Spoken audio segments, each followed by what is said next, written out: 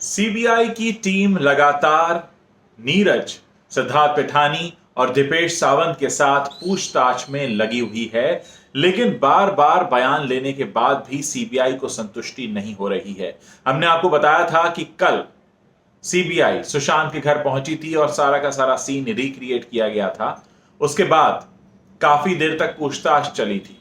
आज भी वही हुआ। आज सीबीआई टीम फिर से पिठानी, नीरज और दीपेश को लेकर फिर से सुशांत के घर पहुंची और वहां उनसे एक बार फिर से कई सारे सवाल पूछे गए।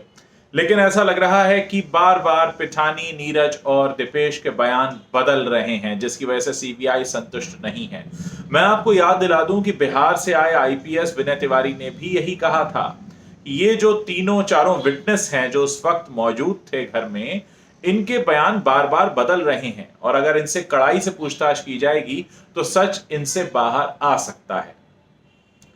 दूसरी तरफ कल जो पड़ोसी का बयान सामने आया है उसको लेकर भी कुछ नई उम्मीदें जग रही हैं कि पड़ोसी ने साफ तौर पर कहा है कि उस रात घर की लाइट जल्दी बंद हो गई थी, यानी इस मामले के तार पिछली रात से भी जुड़े हुए हो सकते हैं।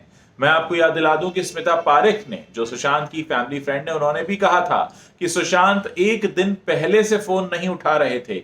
यही वजह है कि मीतू 14 की सुबह तैयार होकर अपने घर से निकल पड़ी थी और रास्ते में ही उन्हें पता चला था कि सुशांत ने दरवाजा नहीं खोला है और उस तरह से सारी जानकारी उन्हें रास्ते में मिली थी। और वो उनके 14 की सुबह अपने घर से निकलने का रीजन भी यही था, क्योंकि एक रात पहले जब उन्होंने मैसेज ड्रॉप किया सुशांत को तो कोई जवाब नहीं आया, जब कॉल किया तो कोई उत्तर नहीं मिला।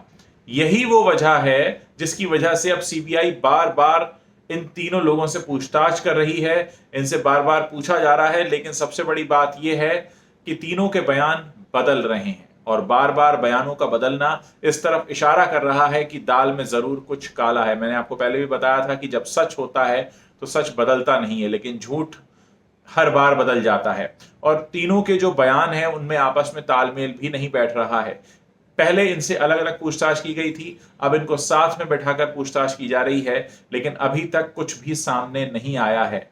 हाँ, इतना जरूर है कि बार बार बदलते बयान इस बात की ओर इशारा कर रहे हैं कि कुछ है जो छिपाया जा रहा है, कुछ है जिस पर पर्दा डालने की कोशिश हो रही है। और अब सीबीआई का काम वही है कि एग्जैक्टली क्या हो रहा है। मैं आपको बता दूं कि ऐसा भी कहा जा रहा है कि सीबीआई टीम उस रिजॉर्ट में भी गई थी जहां पर सुशांत को कुछ दिन रखा गया था, जिसकी जानकारी के सिंह ने, उनके जीजा ओपी सिंह ने भी दी थी।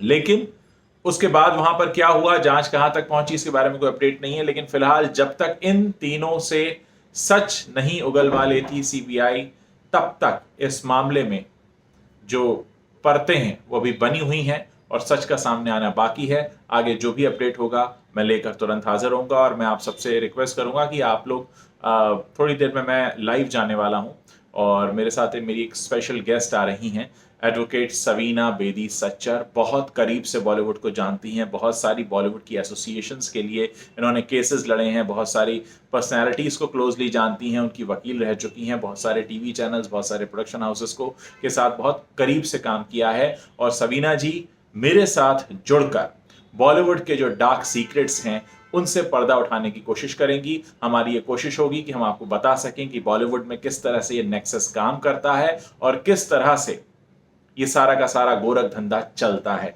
सवीना जी ने बहुत हिम्मत दिखाई है मेरे साथ जुड़ने के लिए। मेरे बारे में तो आपको पता ही है कि मैं हमेशा से सच बोलता रहा हूं, लेकिन सवीना जी ने सामने से आकर ये हिम्मत दिखाई है। वो भी बहुत कुछ है जो मुझे बताना चाहती हैं और हो सकता है इसके लिए एक एपिसोड काफ़ी ना हो। इसके लिए हम आने वाले समय में बार बार सवीना जी से जुड़ते रहेंगे और उनसे जानते रहेंगे कि किस तरह से बॉलीवुड का गोरख धंधा चलता है और किस तरह से आप लोगों को बनाया जाता है, किस तरह से बाहर से आने वाले टैलेंट को रोका जाता है। तो आज का जो सेशन है बहुत इंटरेस्टिंग होने वाला है। आप थोड़ी देर बाद मेरे साथ जुड़ सकते हैं।